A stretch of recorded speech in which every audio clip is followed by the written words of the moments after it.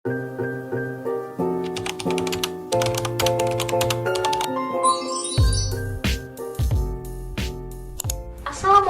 warahmatullahi wabarakatuh. Halo sobat tentang perkembangan manusia, kami di sini dari kelas RPMB, kelompok ketiga beranggotakan Aska, Yamima, Cecilia, Mardia, Tahlia, dan Zafira. Nah, di video kali ini kita akan memaparkan sebuah kasus berangkat dari artikel, yaitu tentang seorang anak berumur 2 tahun yang sudah kecanduan terhadap rokok dan kopi. Nah, kisah dari kasus ini seperti apa? Jadi dimulai ketika seorang anak bernama RF ini yang kecanduan terhadap rokok dan kopi itu adalah seorang anak bungsu dari 5 saudara di keluarganya. Nah, RF diketahui sudah mulai kecanduan selama kurang lebih 1,5 bulan sebelumnya. Ayah RF ini mengaku bahwa anaknya bermula dari penasaran dengan banyaknya perokok yang ada di lingkungan sekitarnya. Dari situ, ia kemudian mulai mencoba-coba dengan mengambil sisa-sisa puntung rokok yang ada di dekatnya. Nah, setelahnya, RF ini akhirnya merasa kecanduan dengan terus-menerus meminta sepuntung rokok, ditambah dia juga meminta secangkir kopi setiap harinya. Parahnya lagi, RF ini akan mengamuk ketika tidak dituruti. Nah, ingin tahu analisis lebih lanjutnya? Mari kita simak video ini hingga akhir. Dari kasus RF ini dapat dikaitkan dengan teori milik Albert Bandura, yaitu Social Cognitive Theory. Melalui teori ini, Bandura berfokus pada observational learning atau yang biasa dikenal dengan modeling. Apa itu modeling? Modeling adalah suatu konsep tentang bagaimana seseorang belajar dengan mengamati perilaku orang lain.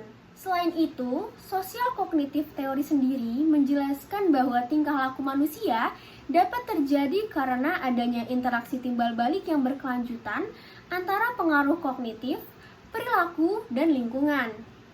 Untuk penjelasan lebih lanjutnya, yuk kita simak video berikut ini. Teman-teman tahu nggak sih kalau ada beberapa faktor eksternal yang juga mempengaruhi proses pembentukan sikap, perilaku, dan kebiasaan seorang anak loh? Penasaran nggak apa aja faktor eksternal tersebut? Yuk langsung aja ya kita ke pembahasannya. Faktor pertama, parenting. Parenting merupakan pola asuh yang diterapkan oleh orang tua kepada anaknya. Orang tua merupakan agen sosialisasi primer yang dimiliki oleh setiap anak. Agen sosialisasi primer itu apa? Agen sosialisasi primer adalah agen sosialisasi terdekat pertama yang dimiliki oleh setiap anak. Dan tentunya hal ini sangat mempengaruhi tumbuh dan kembang anak itu sendiri. Faktor kedua, modeling. Masih berkaitan dengan poin pertama tadi, ternyata konsep modeling juga sangat berpengaruh terhadap pembentukan sikap, perilaku, dan kebiasaan anak. Gimana bisa ya? Anak-anak cenderung mencontoh perilaku yang ia tangkap, dan tentunya perilaku yang ia tangkap ini berasal dari orang-orang di sekitarnya. Faktor ketiga, environmental factors atau faktor lingkungan. Selain orang tua dan keluarga terdekat, ternyata faktor lingkungan, yaitu lingkungan sosial, juga mempengaruhi pembentukan sikap, perilaku, dan juga kebiasaan anak. Wah, gimana? Sekarang teman-teman udah paham kan? Di samping faktor internal, ternyata faktor eksternal juga memiliki efek yang sama besar dalam mempengaruhi sikap, perilaku, dan kebiasaan seorang anak. Dalam kasus ini, mungkin saja kecanduan rokok dan kopi yang dialami oleh RF dipengaruhi oleh faktor-faktor eksternal yang tadi aku sebutkan. Yuk, kita lanjut ke pembahasan selanjutnya. Pada kesempatan kali ini saya akan menjawab beberapa pertanyaan yang mungkin relevan dengan materi yang kita bahas saat ini. Jadi mungkin 3 pertanyaan yang pertama. Saya kenal dengan rokok itu memang karena lingkungan ya. Dan di Indonesia ini memang banyak sekali perokok, terutama lingkungan keluarga saya sendiri. Yang itu yang paling banyak merokok itu simbah saya. Jadi simbah saya itu memang sudah merokok dari umur 12 tahun hingga beliau meninggal di umur 92. Dan dari kecil itu saya setiap hari pasti melihat beliau merokok, dan mungkin dari situ saya bisa kenal dengan rokok.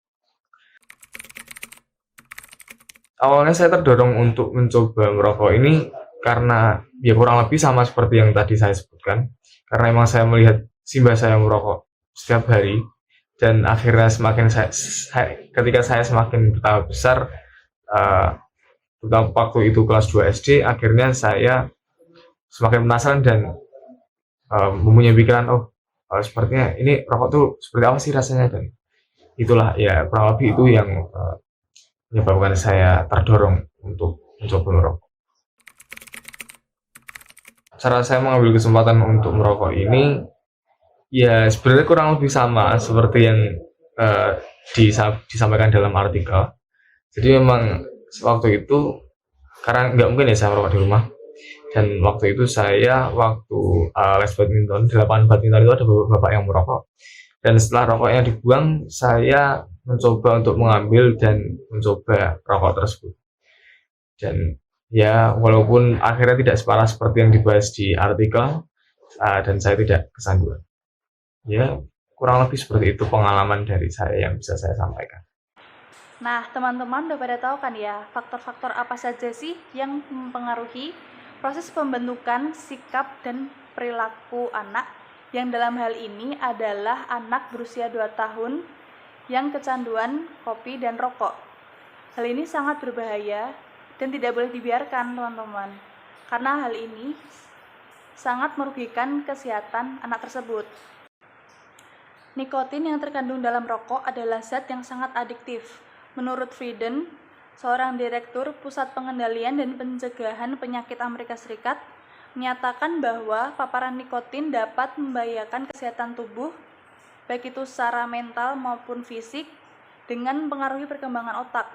Menurut Murthy, paparan nikotin ini sangat berbahaya, yaitu dengan mengurangi kontrol impuls, lalu menyebabkan defisit perhatian dan kognisi, dan mengganggu suasana hati atau mood.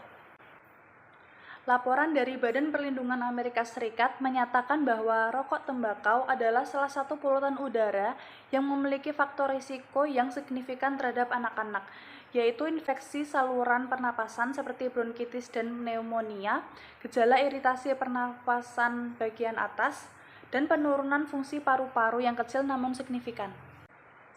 Paparan rokok juga menyebabkan asma pada anak-anak yang sebelumnya belum pernah mengalami gejalanya, dan memperparah gejala pada anak-anak yang sudah terkena asma. Banyak sekali ya dampak buruk yang dapat dihasilkan dari paparan rokok terhadap anak ini. Makanya peran keluarga, terutama orang tua, sangatlah diperlukan dalam mencegah hal ini terjadi. Nah, dari pemaparan yang udah dijelasin sebelumnya, kita jadi tahu nih teman-teman, kalau misalnya orang tua dan lingkungan memiliki peran yang sangat penting dalam tahapan perkembangan seorang anak. Pengawasan dan pengasuhan yang diberikan oleh orang tua nantinya dapat menentukan sikap, perilaku, dan kebiasaan seorang anak ke depannya. Selain itu, lingkungan sosial tempat seorang anak tumbuh dan berkembang juga sangat penting, karena khususnya pada anak usia dini, mereka masih memiliki rasa ingin tahu yang sangat besar, tetapi mereka belum bisa membedakan mana yang baik dan mana yang buruk sepenuhnya. Sehingga apabila mereka berada di lingkungan yang kurang baik, bukan tidak mungkin mereka akan meniru perbuatan yang mereka lihat di kemudian hari. Tahapan perkembangan ini sangat berharga, sehingga sangat disayangkan apabila nantinya terdampak pada perilaku yang mereka belum sadari sepenuhnya, seperti kasus yang kami bahas kali ini. Oleh karena itu, perlu disadari bahwa perhatian dan pengawasan yang diberikan oleh orang tua selama tahapan perkembangan sangatlah penting. Jadi, salah satu cara yang bisa dilakukan adalah melakukan sosialisasi kepada seluruh lapisan masyarakat tentang pentingnya tahapan perkembangan. Karena seperti yang kita ketahui, tahapan perkembangan sangatlah penting dan sangat berharga, sehingga tidak dapat diabaikan. Sekian video yang dapat kami sampaikan, kurang lebihnya kami mohon maaf. Semoga ada manfaat yang dapat diambil dari video ini. Terima kasih.